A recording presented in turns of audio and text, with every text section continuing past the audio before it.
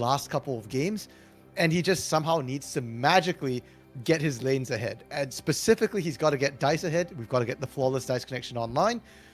Because if you get Rayfarki ahead, it means absolutely nothing. If you get Yuhi ahead, it means absolutely nothing. So it has to be flawless getting Dice ahead, and then they have to get so far ahead, they just one-shot everyone. Yeah, and now back to reality, you're playing into a Vigar, so have fun with that. It's going to be, I mean, not a very mobile champion, but the cage is going to deny a lot of playmaking potential. And we also look at the rest of the lanes for Rascal Jester, Soul Secret, Zeri, Leona. They might not have too much early game pressure, but I mean, has it ever stopped them in this series before? No. Yeah, exactly. It doesn't even matter. Do they have early pressure? No, but they are Soul and Secret, so I'm sure they'll get a kill or two, or be involved in First Blood somehow here. That's it. Okay. On a more serious note, Kasha, Dice, the Kassadin.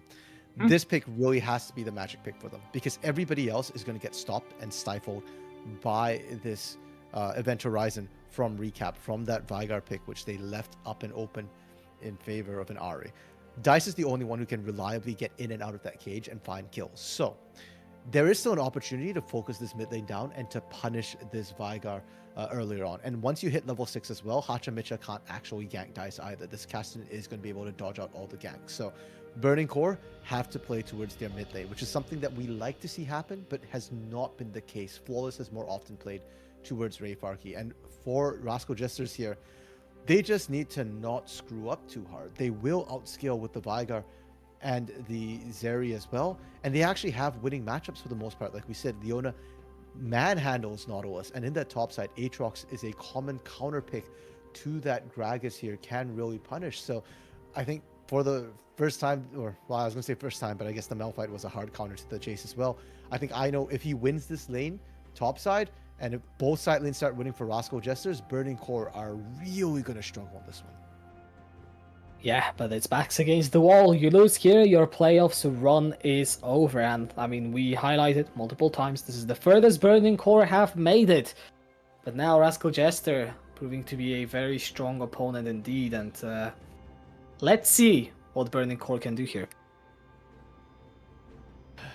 Yeah, I feel like that's been the story of this entire series, Kasha, hasn't it? What can Burning Core do here? And to be fair to them, they delivered game 1, they found a win, and in games 2 and game 3, the early game hasn't looked bad for them. Flawless has been amazing with the early game control here, so I still feel like there's a chance, you know, maybe Echo's prediction can still come true. And if Burning Core somehow win with this particular composition as well, I feel like for Rascal Jesters, it's going to be such a big challenge to them to try and figure out how to deal with this particular draft and what this means for the game 5 here. Yeah, I think what we should say is the game's not over until it's over. We haven't in fact even loaded into the Rift yet, so let's give this Burning Core comp a shot. Both of us agree it's a wacky one. Not exactly sure how they will want to play this one, but it's the comp of choice for Burning Core, so let's see what they have in mind. As we're going on to the Rift, Rayfarki going with the body slamming onto Aino. Flawless is going to follow. They burn the flash early on. Okay, that's pretty critical here. Keep in mind that Rayfarki has more often than not been winning his lane in the 1v1 here, so burning that flash from Aino is absolutely massive. And Flawless getting that early ward as well. He's kind of disrupted Hachamicha's plan, because I don't know if Hachamicha was looking to start topside, but he probably has to cover topside now because he doesn't know where Flawless is and he doesn't want to lose his rip. Yeah, you can see Rascal Jester respectfully playing given what happened last game, and both bot lanes spotting each other out there in that early skirmish. Worth pointing out, Secret going for the Glacial Augment. It's always a choice you have between that Glacial and the Aftershock, and Leona opting for the more utility-centered rune. Yeah, and I feel like when you see a support go with that Glacial Augment here, that support needs to win the matchup. If they start losing it, it feels really bad compared to Aftershock. Yeah, early trading, going back and forth, basically even in terms of potion starts. I believe Yuhi has one more potion at his disposal, and that means that Soul, no more potions, only that Cole. I've got to question that initial engage as well, Kashka, because Soul is running a call. So obviously, you want to farm up. And you're on Zeri, who's already a weak early game champion. So, you know, hoping to win that particular 2v2 feels like you're being a little bit overly optimistic. They do, however, get that shove here, and watch Hachamicha as well. We said earlier in the series that Hachamicha's early pathing would be interesting. Is bot side is going to get spotted out by that hawk shot, but just by being bot side, Yuhi and Fujimoto cannot play aggressive and have to just sit under turret. Indeed. Hachamicha's pathing so far, it hasn't really, popped off too much at all. But now we see the mid lane matchup. It has come into the spotlight last game. Just look at how little recap dies. Yeah, and even on the Ari, that's really, really true as well. Dice, on the other hand, obviously dying a lot more, but tends to put out more damage as well. So it's a trade-off, right? Dice is that high risk, high reward, and I think the Yone game exemplified that. On the Kassadin, though, I can see it being the same thing, right? Where late game, he's going to put out a bunch of damage, but if you live by Dice, you die by Dice. And for Beast and for Burning Core right now, that's not been a good thing for them. Oh, hasn't really paid off at all, and in fact, Flawless is going to finish his full clear towards the bot lane. Hachamicha already took the bot lane scuttle and is pathing towards the top side, so we'll see who's gonna be able to get their hands on the top lane scuttle first.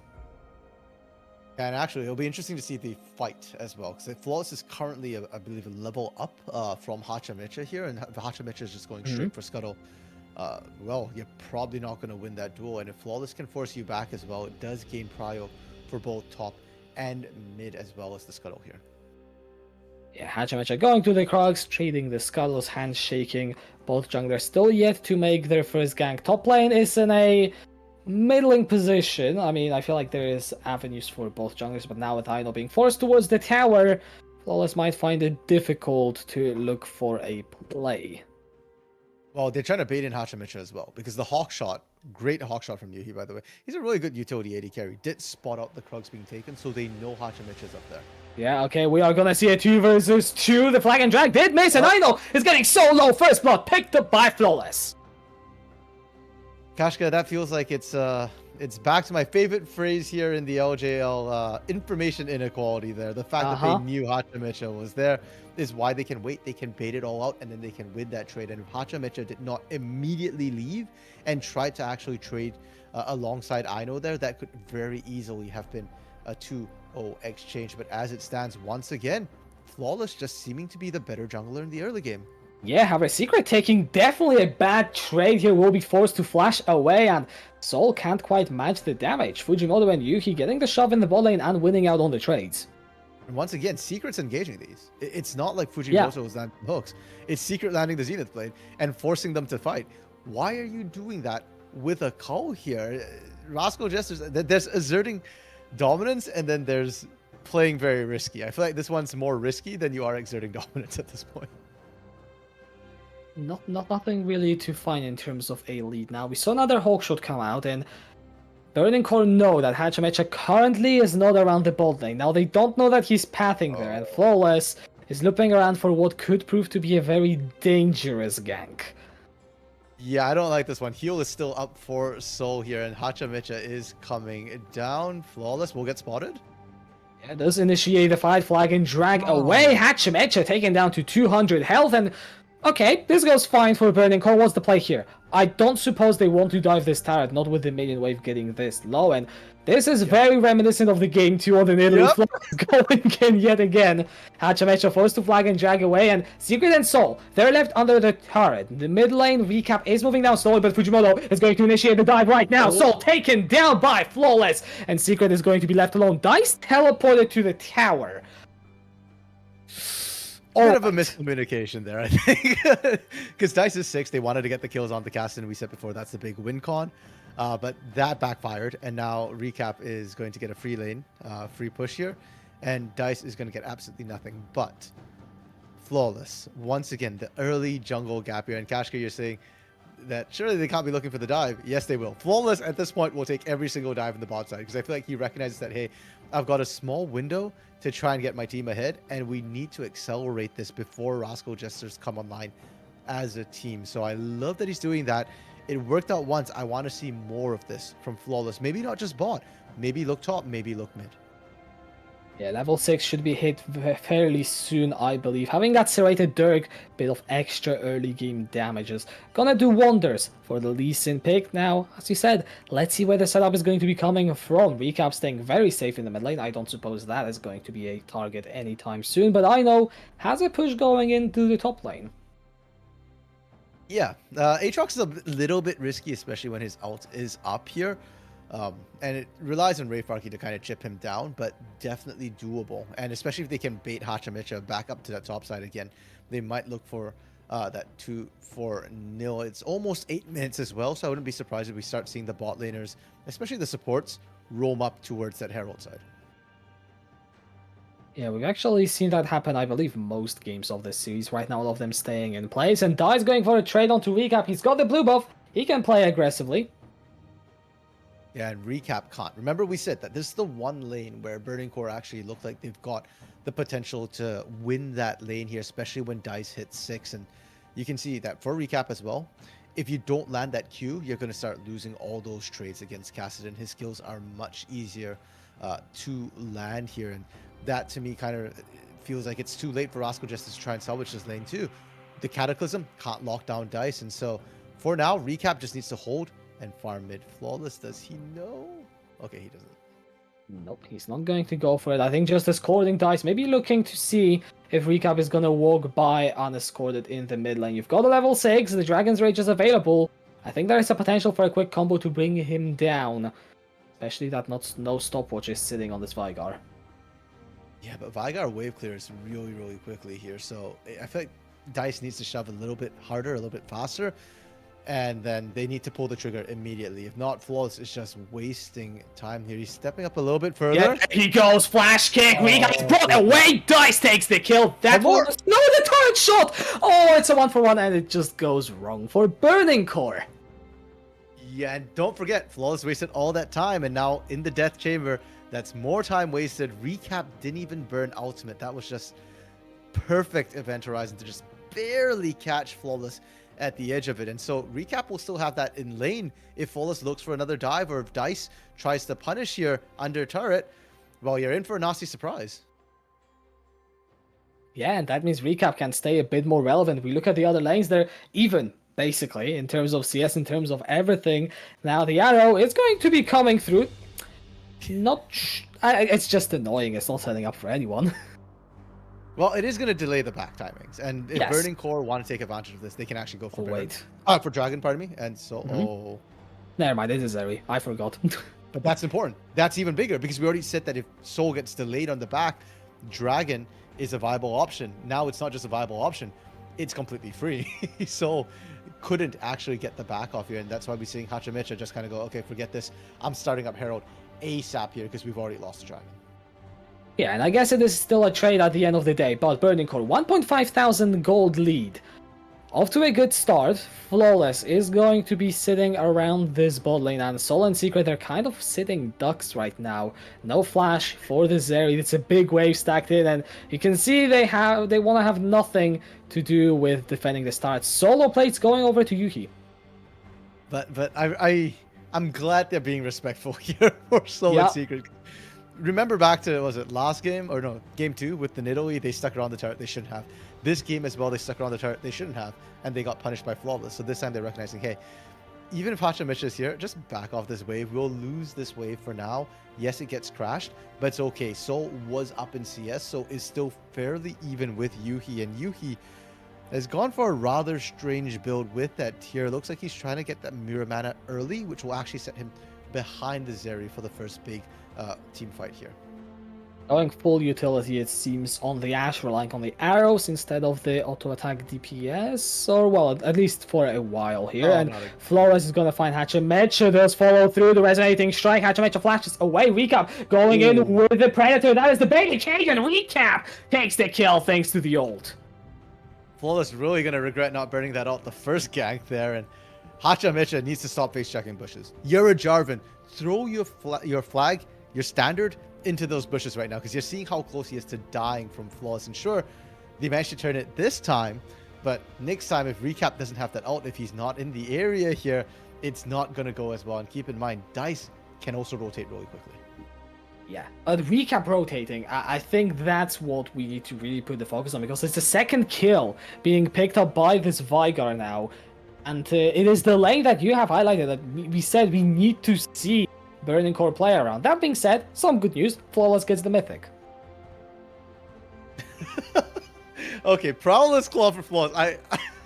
That is not a mythic that I'm used to seeing on Lee Sin, but I actually kind of like it given the situation that we're in, Kashki, because you asked me how does Burning Core win, and I kind of tell you that they've got to get some early leads. Flawless is wholly embracing that idea here. He's going for the early lethality, and he's going to look to brute force skirmishes left and right. Why Great knockback. not? Such a great cask from Rayfarki, and Flawless takes the kill.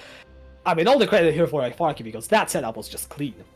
It was, and you're also seeing the benefit of that Prowler's Claw, right? Yeah. I know is pseudo tanky on this Aatrox here, and it did not even matter. Ooh, recap. Yeah, Dai is getting a lot of damage down, having that Everfrost now as well for the Kassadin means you can start trading back somewhat effectively. And yeah, the table has been set. Burning Core, they want to win this game off the back of Flawless. He wants to go around the map and make all sorts of plays. It's a question of whether Rascal Jester will allow it to happen. Herald being dropped mid, and they've rotated Soul and Secret up here. I like this. Keep in mind, Recap still has the ultimate, so Dice can't actually play aggressive. He's already so low. If he drops below 30% health, I think he gets one shot by that ultimate. Yeah, plays are going to be contributed. Down the mid lane, Arrow goes wide, and Rascal Jester, they make a play with the Herald, which is good enough. It kind of stops Burning Core for at least a minute with them making plays. As Soul on the wrong side of this pit for sure, but Zeri seems to have just enough damage to zone Yuhi away. I feel like the bot lane has flipped here, where originally Soul and Secret couldn't fight because Soul was just sitting on a call. And now they can because Yuhi's just sitting on a mirror mana, which isn't fully stacked. So it's just like, oh, guys, we can fight this. And Yuhi, like, you don't want to really trade on this. I'm also actually kind of curious if Yuhi might want to just build an Axiom Arc here and just kind of be that alt spam bot for the team and just keep throwing out the enchanted crystal arrows, because right now they've been throwing out on almost cooldown. They're just fishing for picks, and I actually like to see that. It hasn't panned out yet, but if it ever lands onto Recap and Flawless is anywhere in the neighborhood, that's an easy quick kill. Yeah, I actually somewhat agree. I don't know if the Ruby Crystal is going to be building into that, so seems that Axiom Arc not on the top list of priorities here for the AD carry of Burning Core. Now Infernal is going to be up in 30 seconds, with Flawless being now spotted on this blue buff. That should be the signal if Rascal Jesters want to play around it. Yeah, we'll see. I mean, Rascal Jesters right now, I'm not sure what they want to do because they've been kind of passive in the early game, and a lot of it has been because Hachimicha has been set so far behind. I feel like they don't think they have the right to try and make proactive plays right now. They've been kind of sitting back, but then again, Soul and Secret have been doing well. So if they want to force a dragon, then I think that is the one objective that maybe Rascal Jesters could look at. Yeah, but never mind that, because both junglers are currently in the top lane. Two Gold Drinkers versus Prowler's Claw and Chemtech. I do wonder which one is going to win out. There is no healing reduction for the side of Burning Core, and actually they're not even gonna go for the fight, so screw all that setup. I just tried to do as Yuhi is going to insta-burn the cleanse away from the Solar Flare. I was with you, Cash. I was like, okay, I'm gearing up for a fight. You know, let's go. I do want to stat check to see how things are going. You know, as we're seeing all the mythics start to complete right now, RJ should have the slight advantage just because the Trinity Force is completed and the Mirror Mana isn't for Yuhi here. But no, they just disengage and they go back to farming. And I think it just comes back to the fact that, again, Rascal Jesters don't feel confident in being able to do anything with Hachimicha here. And as I say that, they're going for this dragon. There is a ward on it, but look at where Flawless is. He's topside pushing in that turret. Trading the Infernal for the tower, not the worst short-term trade, but it is Cloud Soul, not necessarily the dragon you would hope to stack, so... You know, Rascal Jester are going to get a lot of utility out of that extra adaptive power going into late game. Yeah, I feel like it's the same situation that game one, right? Where it's like, okay, Zeri's going to make good use of it, but everybody else is kind of meh when it comes to using a Cloud Soul. So, yeah, I don't think it's that important. You just kind of want to clear it for Herald. Now, Herald has been started by Flawless here, and Rascal Jesters are somewhat aware of it, but they're not hard contesting it here. They're trying to focus on that mid side instead in Rayfarki. They see him. they back off. Gonna look back. Yuki is just left to farm alone in the bot lane. I'm gonna say I kind of like this decision because Rascal Jester have spent the last 30 or so seconds being grouped up as a 5, sharing XP, sharing gold, sharing resources, whereas Burning Core, yeah, they might lose the Herald, but they are getting more in the short term. True, and they're getting it more in pretty much every single lane. They've got leads everywhere except for bot side, and Yuhi, like you mentioned, is getting solo experience, solo gold right now. And I feel like if you are going that supportive Ashe build, levels are more important than gold for this Ashe here. So getting solo EXP is absolutely massive. And for Rascal Jesters, it feels like it's the opposite of the other games, where a lot of the other games is like, oh, Burning Core are up in kills, but they're down in gold. But this time, Rascal Jesters are actually down in gold right now, down in terms of macro movements. You've got your Herald, but what are you going to do with it? There's no more plates to take. Yeah, there we have some recap Vigar stats. I mean, 81.7% kill participation. It's pretty damn good, isn't it? Yeah, I wish we could get crowd control score, because I feel like the DPM, it's still lower than what DICE does on average. But I think this Vigar pick is a lot about the CC, a lot about the zone control here. And like you said, 81.7%. That is massive. 66.7% win rate as well. So 2/3 of the games are wins. Will this be another one, or will Burning Core be able to extend their playoff run here? Yeah, their playoff hopes all rest on this game. Hachimecha, he just face-checked him! But he's still alive, not flawless will fall him through. That is the arrow! It is going to connect straight onto Soul, but DICE does not have enough damage to burst him down. Burning Core, they take a kill, they're now in the disengagement. Fujimoto is going to get cut out by Secret, does not have the flash to get away, and Soul makes it a 1-for-1. Hachimecha has to stop face checking this. Like, seriously, this is really, really bad for the team here. And while they do manage to find kills, unfortunately, they will also lose a turret TP behind. Here comes Ray Farky. He finds a double body slam, but Recap will be able to flash away the casters, knocking him out and away from DICE, who's still going to be looking for him. Recap gonna go gold with Flawless, and DICE are hungry for blood, and that's Flawless with the kill. And Burning Core, they're gonna go for the arrow. Here comes Yugi as well. I know, going to be a target. DICE, Not again! Getting the kill, and Hachimecha with the Cataclysm. Gonna look Flawless up, but Yugi is dishing out the DPS with Secret falling to the Ashe, and the turret push from Burning Core. They are not done yet, but I feel like this is such a dangerous position. Hachimecha could be looking for a re-engagement with Soul, and I know both low. It's going to be the tier 1 surrendered. Yeah, and much more back and forth than I really expected there. DICE, once again, we saw this on his Yone. You live by DICE, you die by DICE. He gets a little bit over aggressive. He's diving in, and he's not quite at the point where he can one-shot there. Got kind of killed by the turret, but thankfully, the rest of the team was there to back up. And Yuhi with the Imperial Mandate. This is ARAM Ashe here with the Mirror Mana and Imperial Mandate. And honestly, I gotta say, I don't hate it. It actually works out pretty well, because the poke range is outranging the entirety of Rascal Jesters. And if you're slowed and can't actually get in there, how are you going to engage? And Yuki got 2 ults in that extended fight. First, when Hachimecha got caught out, and then in the mid lane. So you have already CDR paying dividends. That being said, can we just raise attention to DICE's CS? 230 by 21 minutes. Yeah, holy crap. That's what is that? 11 CS per minute, slightly below Something that. around that, yeah. Yeah, that is insane right now, and this is why I guess they picked him to Kassadin, despite my concerns about it. It's basically gotten free farm, and we're 2 levels away from level 16 as well, where DICE is really going to pop off. 2 major items completed. The Seraph Embrace is going to mean that Rift Walk is on an incredibly short cooldown right now. And as much as I feel like Rascal Jester's composition is really strong, and they have infinite scaling or on that Vigar, and their Zeri is going to scale up really well, I do feel like Burning Core have a window right now to where they should be winning all these team fights with this very fed Kassadin, with this Ashe that's going to outkite most of Rascal Jesters. Oh, the Herald was dropped in the mid lane to get priority over this Dragon. Burning Core, they're not taking the bait. They are going to let Ray Farky maybe take down this top lane tier 2. No teleports to respond immediately. Recap is recalling, and yeah, I think Ray Farky should be fine. Yeah, definitely can't respond in time. The question is, Actually, can you get out alive here? They are seeing this with all the wards here.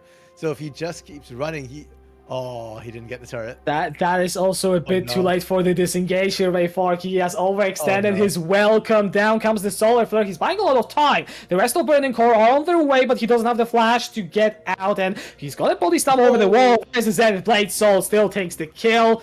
It works out in the end. Rayfark, I mean, it's just an overextension, nothing more to that. Yeah, and I was wondering if Rascal Jester would actually look to go for this Baron here because they see Dice on the bot side. And I don't know if they tracked the teleport timer, but they had a window where it was going to be a 4v3, potentially a 5v3 if they wanted to fight for Baron. And because they don't do it, I know it's still stuck on this bot side. And Dice won that 1v1. Right now, for Rascal Jesters, no one's there to match Dice. So while Burning Core might not want to fight as a team, their split push is still incredibly potent. Right, Baron buff set up. Rascal Jester. We've been there many times this series. This seems to be Rascal's Jesters. Well, don't want to call it a strong side, but they have done it satisfactorily so far this series. And Burning Core, right now they're just kind of dancing around the vision. They're not looking to make any decisive plays on this map. I'm just thinking back to the Burning Core SoftBank Hawk series where Baron was paid off by Burning Core and kind of won like every single fight for them. You know, I'm starting to wonder if Baron, we need to check Baron's PayPal account because Rascal Jesters, it feels a little bit dicey here. They're wanting to do the Baron, but it's not safe for them to do it. And I'm so glad that they're not being mind controlled into it. They're still going to play this safe right here. They see Dice, they send multiple members to match Dice instead. And meanwhile, because their lanes, the lanes are so long elsewhere, Yuhi can't actually push in mid, and bot side, I know, should still be able to at least hold the turret against Rayfarky. Yeah, Dice, okay, he's gonna be able to get away from the flag and drag. And yeah, it's a lull state. We have Burning Core sitting at a 3,000 lead. Fairly comfortable, I might say, but 2 items on recap, 2 items on Soul, actually 2.5 is more accurate. And they are the carries that are going to, well, basically make or break Rascal Jester's fights. Okay, Dice highest level in the game right now, and not by a small We've margin seen this. either. It's almost a full level up. I can see chat counting up the levels to level 16 here. Dice is almost there. And the Zonia is completed as well. Stopwatch picked up for the side of Flawless. Kashka, Burning Core are getting ready for that final hurrah for this Flawless Dice combo to come online. Then after this, it's going to just become the Dice show. Flawless is going to start falling off very heavily soon. Yeah, he's got that Black Cleaver Prowler Skull. It's decent with damage, but yeah, as more defensive items are picked up, not going to be very useful in that. Still always has the playmaking. That's what we'll look for Flawless to do later in this game. But talking about him, 5 members of Rascal Jester going to the bot side. Flawless already burned the flash. We'll use the stopwatch. Here comes the teleport response from Burning Core, but at least it's going to go wide, but Dice is on the recap. Does he have the damage to resin up? No, he's going to go out of this team fight, basically. And so and recap, both are still alive, and that is Dice dead. Yuhi follows him shortly, and Fujimoto left to dry under the tower. And Ace for 1 and Rascal Jester, they climb the lead again. Go straight to Baron here. There's no one to stop you. And Kashka, we were counting down to Dice's 16. Well, Dice ain't sweet 16 just yet. And Castlewin was not online. Sure, he did a lot of damage, but so we touched on it before. The Zeri is so tanky with just 2 items here. The Titanic Hydra alone is enough. And for Burning Core, Flawless dodged so much, burnt so much time as well. And it doesn't even matter, unfortunately, here for the side of Burning Core. Numbers disadvantage still can't be touched, and Soul, just watch Soul's positioning, man. He's just not being touched, and only Dice can really reach him. Yeah, and then the Primordial Burst from Recap, putting an end to the cast. Then Rascal Jester, they can feel it. They are wanting to have their match against Sengoku. Only 1 more Nexus away from that, and it's looking good if you're a Rascal Jester fan. Yeah, that's it. They still haven't quite ended the game yet, and for all that they took the burn and won that fight, Kashka, they're only 1,000 gold up. So Burning Core still have a chance. It only takes, I was going to say 1 botch team fight. It takes 2 botch team fights for the side of Rascal Jesters for Burning Core to come back into this game. And is this really necessary to take this dragon? No, but Rascal Jesters are going to play this by the book and take it anyways. Yeah, it's a free objective, might as well pick it up. Although, I feel like with the bot lane outer turret still standing, there is better gold that you can get for yourself. Dice almost level 16. Come on, I take actually the want to see cracks, do Dice. it, do it. Yeah, I just want to see Dice just keep pushing this lane right now, actually, because why not? Sure, you don't have TP, but who's gonna lock you down? And if you keep Hey. pressuring, there we go. Rascal Jesters have to be worried about that here. You're not gonna do much with the rest of the team.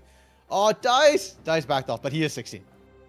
Yeah, we'll see if that is actually enough though to win the fights, because that is where my kind of worry is. I don't know how effectively Dice could lock down Soul, if at all. We've seen the positioning be immaculate. This Hachamecha is going to take a rendezvous in the jungle, does get hit by the arrow, the Sonic Wave misses, and he's buying time right now. He knows he is dead. The kill will be picked up by Flawless. What can the rest of Rascal Jester do? Tier 2 in the bot lane seems to be the answer. Okay, fine. Hachamecha is buying time, but he shouldn't be selling his life. There's absolutely no reason for him to be on his own there. You had Baron buff, and you should not be the split pusher of the team. Now, sure, Rascal Jester's got an inner turret bot side, but that's all they got with the Baron buff. And that, to me, is not really worth it. Look at that Baron power play. It's only 2,700 gold. It should have been more, and now Rascal Jester is just going to have to reset. They're not going to be able to push any more Baron buff, and Burning Core get an extension on their lease of life. Really feels that way. Dice also itemizing now slightly defensively against the Soul. I mean, you've got the 3 damage items on Cassidy, and that's, you know, almost as many as you need. Yeah. I still kind of struggle to see where you go here from now. Like, yes, you've got Dice scaling, but that seems to be your only carry, whereas Recap and the Soul, they're still getting items, they're still getting stronger. True. I mean, the ARAM Ash here that Yuhi's building isn't really helpful if you can't actually team fight. And for all that, you know, you're kind of good at kiting, a single solar flare is all it takes to mess you up. And Secret has been quite on point with that. And that's why Burning Core is struggling. And that's why they're not going to be able to hold this turret. Baron just wore off. Arrow. Go wide. Oh. Yeah, that is a big wave that is almost now getting cut down by Ray Fark. He is dead. Recap without the ultimate, but if you take down one of the main disruptors for Burning Core, they seem to not be able to find their way into this fight. So yeah, it's going to be worth it. And actually, look at Recap's cooldown. It's already a third of the way up. Yeah, and that's one of the things with Vigar as well, is that it's counterintuitive because when he bursts you, he kills somebody outright. And the team that gets bursted actually needs to keep pressing, because if not, those cooldowns come back up. And then Recap gets to do it all over again. But the moment you back off, then you just have to wait for your person to respawn, and you just have to seed whatever objective is on the map here. So definitely really tough. Dice looking for Soul in the 1v1, Yeah, but look, Soul's winning this. Flawless is in the back though. Soul is gonna hop off the wall. Dice tries to follow it through the depth charge, finds it's an knock up, and Dice stuck behind enemy lines. He's gonna go golden. How much time is he buying? There's the rift walk away, and another one. The flash is gonna be up in a few seconds. I think I can see that small line there. Dice, he's running for his life. No, he turns around. Well, Hachamecha will be able to knock him down in mid laners. Traded. We are 31 minutes in. Why are we doing this? I'm not sure. You know what? The reason why they're doing this is because Burning Core is behind. And when you're behind, you're happy to make these sort of trades. So I understand that they're doing that, and it's kind of worth for them.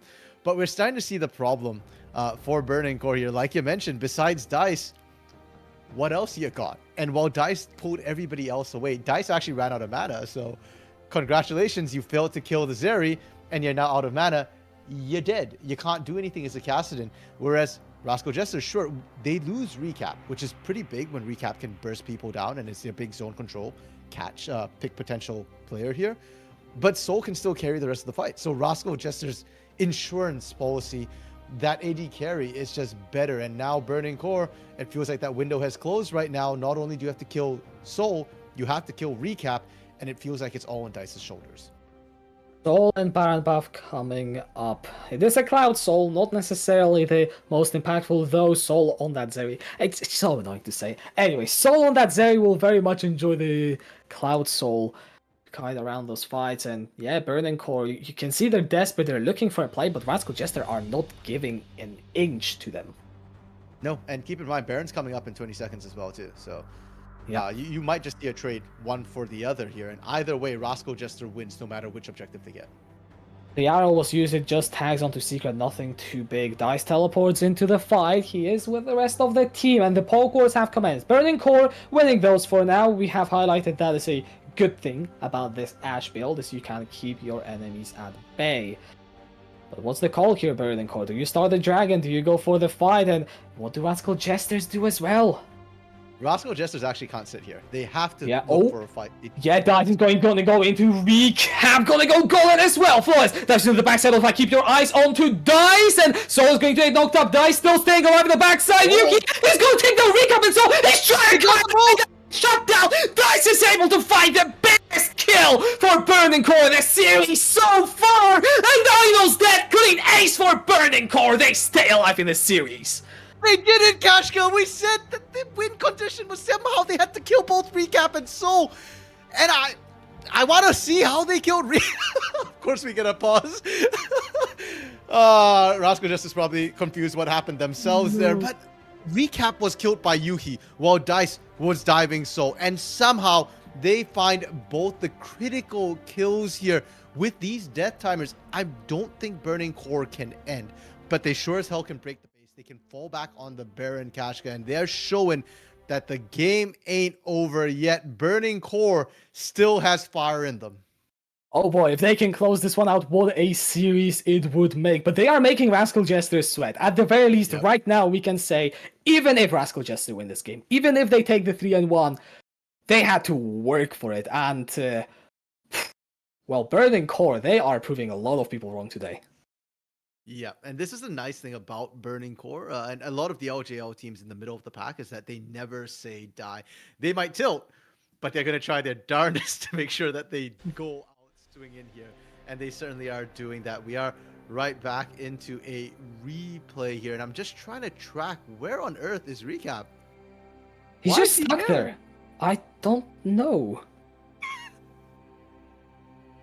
Yeah, because that's really rough. Because the problem is that ideally you want Recap close enough to Soul that they can burst down Dice. Because you can see that Dice is getting low, but they can't quite finish. And Soul's damage output is steady, but what you need here is burst. So ideally you need to keep Recap close enough that he can just primordial burst out the Dice there, kill the Kassadin, and then the fight gets won from there. Yeah, I also saw before we went into the pause that Recap did buy the Force of Nature on the Vigard. That is going to make it so difficult for Dice to burst down this champion. And honestly, it could be the thing that, well, stops this swing from Burning Core by the next fight. But the thing I need to see is how much Burning Core really get out of that, right? They got the ace, we're in a pause, they come back out. What do they get from it? It's... yeah. Yeah, and gold alone, Kashka, at this point is not that important, honestly. We're hitting the point where I think Dice is, what, 5 items? Maybe even full build at this point. Soul, I believe, was at 4 or 5 items here. So, actually... oh god, they're going for the end, aren't they? 10 seconds. They might be able to do it, yeah. Okay, let's see. 6 seconds on Soul. The first Nexus tard is gonna go low. That is the out to try and delay Secret. Is gonna be able to dodge it. Soul is up. Recap is up. The Nexus is exposed. Rascal Jester, they're here to defend. Doom, Burning Core have enough damage to help us avoid the Nexus. It is below 1,000. No! He cannot, Rascal Jester. They defend their Nexus. Can they keep pushing though? The death time is there so long. 40 seconds. This is why I didn't think they were going to end. I thought they're just going to push in, take a turret or two, maybe go for Baron here. But there's an opportunity for Rascal Jesters, and Rascal Jesters have to be aware. Dice and Ray Farkey can backdoor them. Kassadin is infamous for this here. What is this? 20 seconds before Burning Core is up. They're pushing in. They've got minions. Alright, that is very long death timers indeed. And let's see the 5 members of Rascal Jester. They are up. We have 10 more seconds. Onto Yuki. Dice is still so far away, and I think Rascal Jester have done it. I don't think Burning Core will be able to stop them. They gambled it all on one play, and it backfires at the final hour. The Nexus is open. Rascal Jester are fixing Goku Gaming. What the heck? Yashka, this is peak content from the LJL here. The pause into the Nexus almost going down, and then the sudden